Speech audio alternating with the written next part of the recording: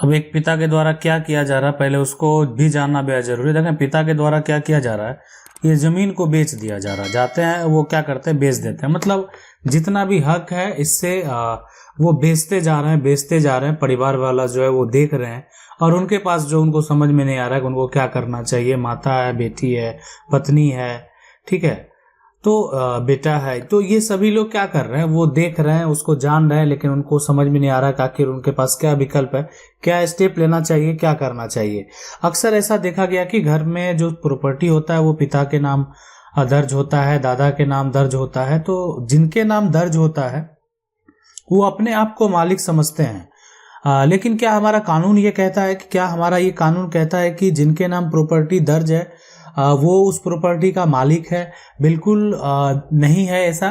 अगर ये प्रॉपर्टी कोई ऐसी प्रॉपर्टी है जिसको पैतृक संपत्ति के केस में जो क्या होगा कि पैतृक संपत्ति यानी एंसेस्ट्रल प्रॉपर्टी के केस में ऐसा नहीं होगा। एंसेस्ट्रल प्रॉपर्टी के केस में ये होगा कि अगर जिनके नाम संपत्ति दर्ज है वो सिर्फ उसका देखरेख करने के लिए है, मतलब वो एक समझ सकते हैं परिवार का मुखिया है, इसीलिए उनके नाम दर्ज है।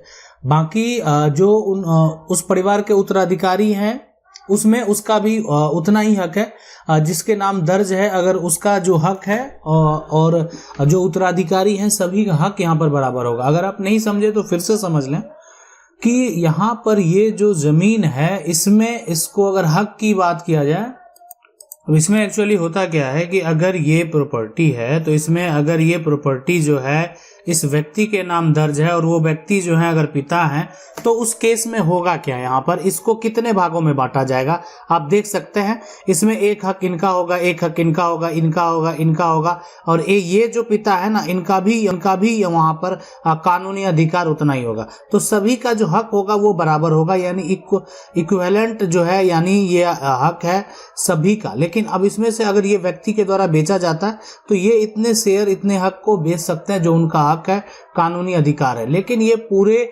संपत्ति को अगर बेचते हैं तो उस पे जो उनके उत्तराधिकारी हैं वो दावा पेश कर सकते हैं, जैसे उनके माता है, बेटा है, पत्नी है, बेटी है, ये सभी जो है अगर चाहे तो उस पे रोक लगा सकते हैं। इसलिए कि यहाँ पर जो संपत्ति है वो सिर्फ इनके नाम दर्ज है और वो संपत्ति एंसेस्ट्रल प्रॉपर्टी है, पैतृक संपत्ति है, और पैतृक संपत्ति को जो है और उनको देखभाल करने का अधिकार है, बेचने का अधिकार नहीं है। उससे उपयोग कर सकते हैं, उससे उसकी कमाई से अपना परिवार चला सकते हैं। ये कुछ ऐसी परिस्थिति है जहां पर एक पिता को अधिकार दिया गया है कि वो बेच सकते हैं। जैसे कि बेटी की शादी करना है, परिवार में कोई बीमार है, या कोई ऐसा कर्ज है, कर्ज की बात करते हैं कि जो पैतृक कर्ज भी है, मतलब जो पिता है अब इनके पूर्वज के द्वारा कर्ज लिया गया था तो उस केस में उस कर्ज को चुकाने के लिए वो पैतृक संपत्ति को बेच सकते हैं।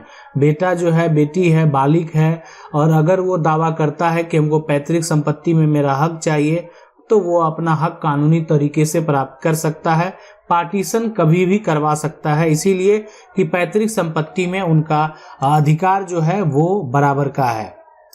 अब आपके मन में एक सवाल आएगा, क्या पैतृक संपत्ति से जो आपके पूर्वज हैं वो आपको बेदखल कर सकते हैं? अगर कोई भी पैतृक संपत्ति परिवार में है और कोई पूर्वज जो है बेदखल करना तो क्या बेदखल किया जा सकता है? तो चलिए देखें।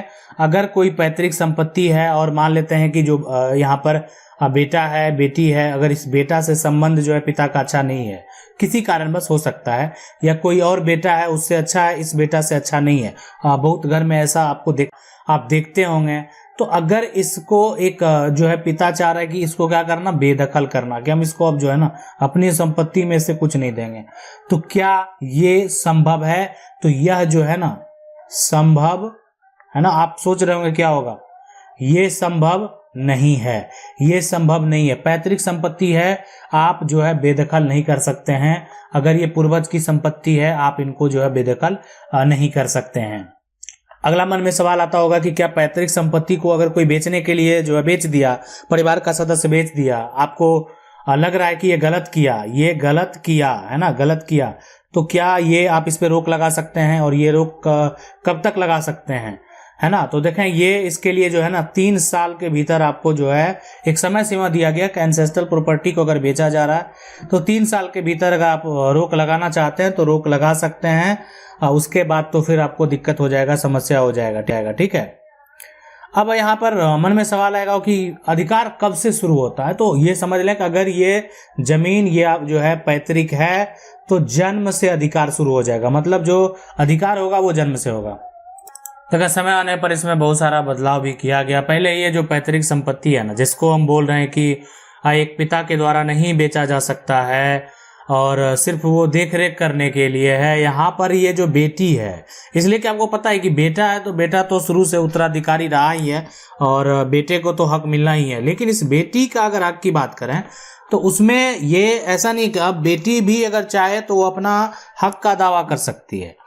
यानी 1956 से अगर बात करें, 1956 का जो कानून है उसमें क्या था कि जो महिला बेटी है ना उसको अधिकार नहीं प्राप्त था, वो अधिकार जो है ना वो अधिकार का दावा नहीं कर सकती थी। लेकिन बाद में इसको जो है ना, यानी जब 2005 में, आप समझ सकते हैं कितना समय बाद एक बदलाव कर दिया गया। बदलाव करने के बाद अब क्या किया कि अब जो है अगर बेटा है तो ऐसा अंतर नहीं देखा जाएगा, बेटा हो बेटी हो सबको जो है एक तरह से अधिकार होगा, समान अधिकार होगा। बेटी भी अपना दावा पेश कर सकती है, बेटी भी अपना हक का जो है बात कर सकती है, बेटी भी जो है संपत्ति में अगर हक लेना चाहे, हिस्सा लेना चाहे तो वो ले सकती है। मतलब एक बदलाव किया गया, ठीक है। अब इसमें एक कंडीशन लगा दिया कि उस समय कंडीशन ये लगा दिया कि 2005 का जो नियम है उसमें ऐसा बोला गया कि जो है ना यहाँ पर जो पिता है ना दोनों का 2005 से जो पहले अगर जीवित होना चाहिए और तभी अधिकार मिलेगा। लेकिन कुछ समय बाद 2005 के बाद जो है 2018 में एक और बदलाव किया गया, और वो बदलाव किस प्रकार किया गया कि अब बेटी को, यानी 2018 में ये बदलाव था कि ये भी पैतृक, और ऐसा किया गया कि अब देखें पिता का जो मृत्यु जो है ना 2005 से अगर पहले भी हुआ है तो भी बेटी अपना अधिकार का दावा कर सकती है। तो एक ये भी है कि बेटी के लिए भी अब अधिकार जो है वो तय हो गया। अब बहुत लोगों का मन में सवाल होता है कि जो पैतृक संपत्ति है और विरासत में से मिली जो संपत्ति है, दोनों में आखिर अंतर क्या होता है। यानी विरासत और पैतृक संपत्ति में जो अंतर है वो अंतर भी आज आपको जानना चाहिए कि दोनों में आखिर अंतर क्या है, ठीक है। तो चलिए देखते हैं। देखें अब है कि यहाँ पर जो अंतर देख रहे हैं वो है विरासत का, ठीक है, विरासत का। और दूसरा जो है, और इसमें जो अंतर हम देख रहे हैं वो है पैतृक संपत्ति का, पैतृक संपत्ति का। तो दोनों में अंतर क्या होता है। ये विरासत का संपत्ति वो कहलाता है, यानी जो ऐसा संपत्ति आपको मिला जो प्राप्त हुआ, जिसके जो मालिक हैं है ना वो अब नहीं है, वो उनसे आपको वसीयत में वो आपको वसीयत कर दिए, वसीयत से प्राप्त हो गया, आपको कोई दान में दे दिया, ठीक है, गिफ्ट में दे दिया, उपहार में आप जैसे कह सकते हैं, या आपको जो है ना माँ से अगर कोई प्रॉपर्टी अगर किसी बेटे को प्राप्त है, दादी से अगर कोई प्रॉपर्टी अगर प्राप्त है, तो ये सारा जो होगा ना ये विरासत का संपत्ति होगा। लेकिन वहीं पर पैतृक संपत्ति की अगर बात करें तो पैतृक संपत्ति में जो है ना, इसमें जो संपत्ति आपको पिता से प्राप्त हुआ है ना, दादा से प्राप्त हुआ, तो ये सारा संपत्ति जो होगा ना, परदादा से अगर आपको प्राप्त हुआ तो ये सारा संपत्ति जो भी आपके पास है ये सारा पैतृक संपत्ति होगा।